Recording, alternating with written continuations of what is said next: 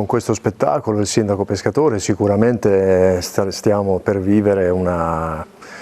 serata importante per la quale io già sono molto contento, non vedo l'ora di iniziare perché la risposta del pubblico è stata entusiasmante.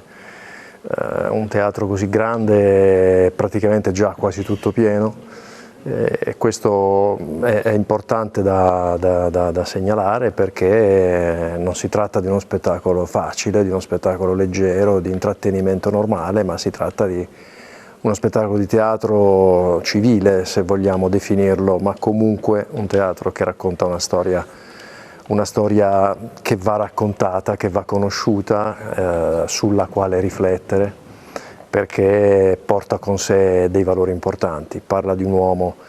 che ha investito nella sua passione, nell'amore per gli altri fondamentalmente, tutta la propria vita a qualunque costo.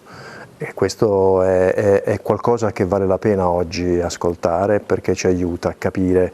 che nella vita bisogna dover combattere per qualcosa, è importante, non tanto poi alla fine per il risultato che si ottiene, ma per il viaggio che si compie nel frattempo. L'idea di coinvolgere dei ragazzi che saranno sul palco con me è stata un'idea che è venuta nei giorni di prova dello spettacolo ormai 10 anni fa, è nata dalla necessità, dall'urgenza, dal bisogno di voler coinvolgere i ragazzi in una maniera più profonda rispetto al fatto di portare lo spettacolo nelle scuole, cosa che peraltro facciamo. Domani abbiamo 2 matinee con le scuole,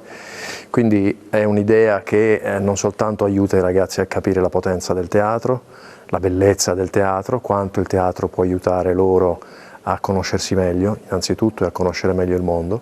ma anche a comprendere una storia, a viverla nella propria carne, a rendersi loro messaggio e strumento con chi sta davanti a loro a guardare, e capire come è importante anche investire del proprio per caricarsi una piccola responsabilità che poi diventa gioia.